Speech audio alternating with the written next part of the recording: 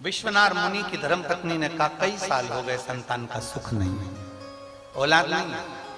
विश्वनाथ मुनि ने कहा शिव जी पे भरोसा नहीं है क्या? भरोसा टूटता है तब लोग दूसरे का दरवाजा ढूंढते, भरोसा नहीं टूटेगा ना तो फिर दूसरे का द्वार भी नहीं पकड़ाएगा। भरोसा टूट गया क्या तुम्हारा? विश्वास टूटा है क्या तुम्हारा? बहुत सारे यहाँ पर कैंसर के मरीज आए हुए, कैंसर के पेशेंट भी आए, बहुत सारे यहाँ लीवर और किडनी वाले भी आए, बहुत सारे यहाँ थायराइड और बीपी वाले भी आए। बहुत ये प्रसंग आप लोगों के लिए है। जिसके घर में औलाद नहीं हुई 30, 35, 40 साल तक ये कथा उसके लिए भी।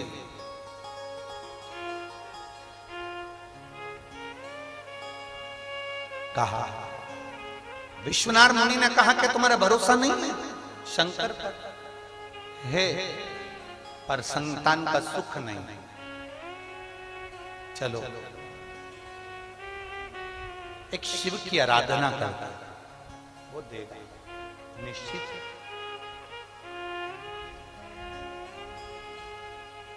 सप्त नदियों का पवित्र जल। मेरी जीजियों 35 साल भी हो गए ना औलाद को, नहीं है ना घबरा। 40 साल भी हो गए ना औलाद को, ना घबरा।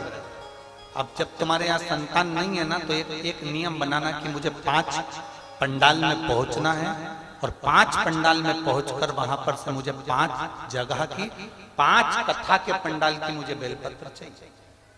आप नियम बना, उसके दरवाजे पर जाने का नियम बना। अब जब औलाद नहीं है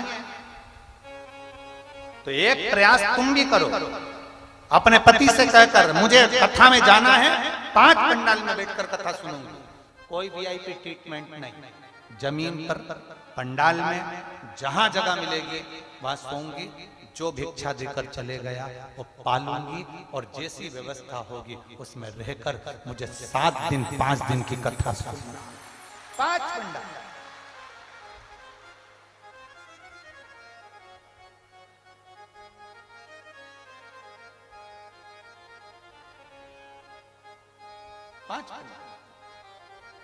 और एक नियम जो विश्वनाथ मुनि ने अपनी धर्म पत्नी को बताया है, 7 नदियों का जल, 7 सरोवर नहीं, 7 पवित्र नदियों का जल,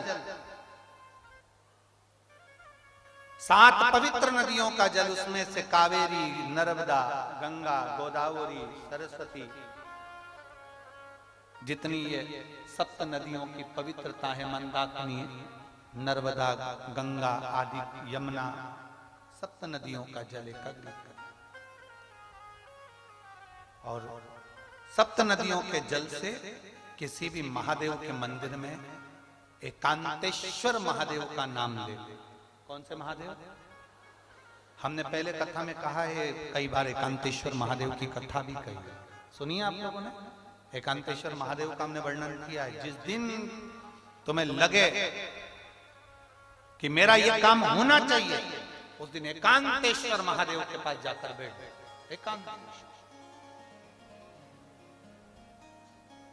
एकांतेश्वर महादेव मतलब बाहर मिलेंगे। ये लोग कहते हैं कि यहाँ नर्मदेश्वर महादेव है, कल हम गए थे दर्शन करने के लिए।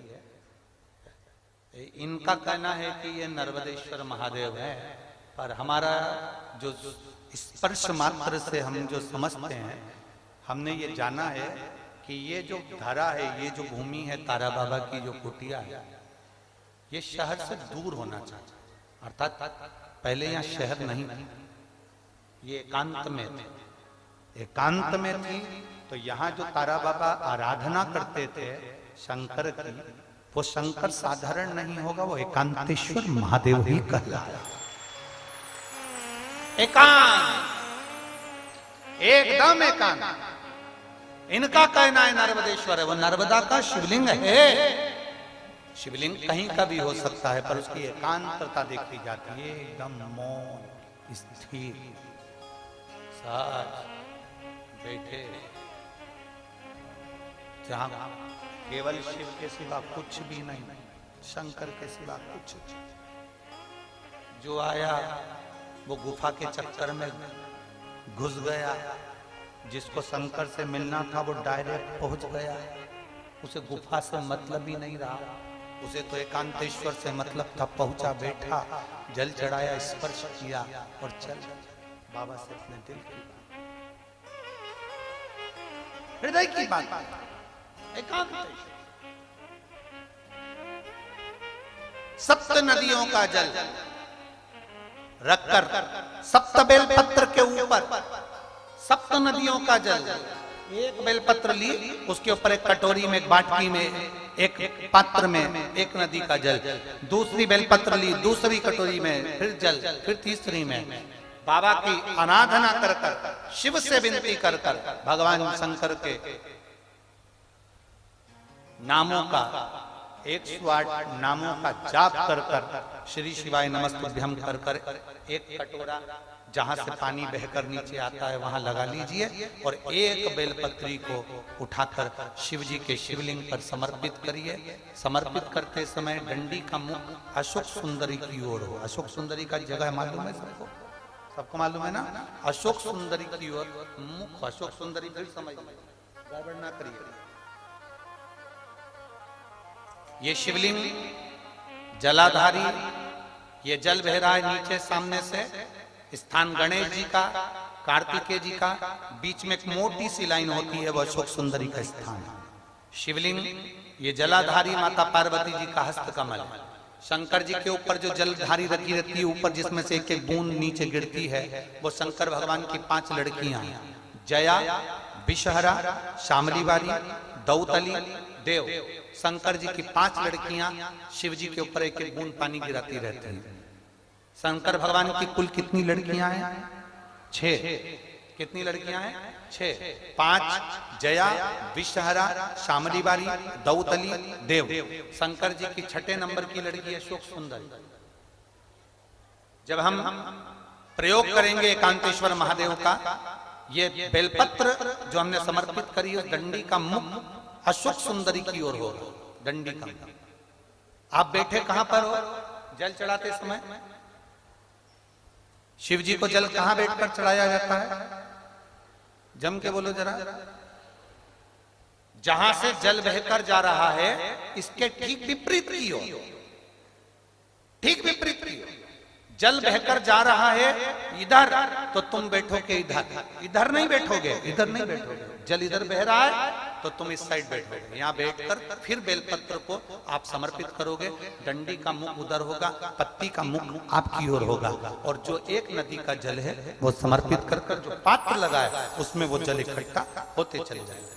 दूसरी बेलपत्र उठाना है, 108 बार शिव का नाम लेना है, फिर वापस बेलपत्र श्री शिवाय नमस्तुभ्यम कर कर समर्पित करना है। डंडी का मुख अशोक सुंदरी की ओर होना। जब 6 बेलपत्र अशोक सुंदरी की ओर जाएगी, 7वें नंबर की जो बेलपत्र है उसका डंडी का मुख आपकी ओर होगा, और डंडी का मुख आपकी ओर होकर जल चढ़ाकर आप उस जल को झेल लेंगे। जहां नंदी बैठे हैं, नंदी का जो पांव जिस जगह पर उठाओ, अगर इस पांव उठाओ तो इस ओर, ये पांव उठाओ तो इस ओर, नंदी का पांव जहां उठा रहता है वहीं पर बैठकर पति पत्नी दोनों उस जल को आचमन कर लेंगे, दोनों उस जल को पूरा पी जाएंगे और बाबा से झोली पसार कर प्रार्थना करेंगे कि हमें संतान का सुख देना, मेरा देवाधिदेव महादेव प्रदान करें। एकांतेश्वर महादेव का ये स्मरण करिए। एकांतेश्वर पहुंच गए विश्वनाथ मुनि अपनी धर्मपत्नी को लेकर एकांत में, जहां भगवान शंकर विराजमान थे, उस एकांतेश्वर महादेव के पास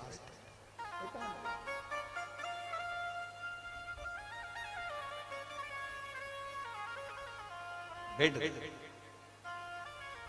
एकांतेश्वर महादेव के पास बैठकर आराधना करी, पूजन करी, सप्त नदियों का जल समर्पित कर आचमन करा।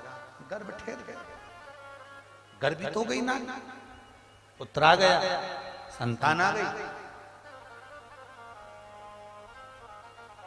थोड़ा विस्मय था, विश्वनाथ मुनि की धर्मपत्नी को विस्मय था। भरोसा करो तो पूरा करो। अगर तुमने भरोसा करा है तो भगवान नैया पार भी करेगा। विश्वनाथ मुनि की धर्मपत्नी को थोड़ा विश्वास भी था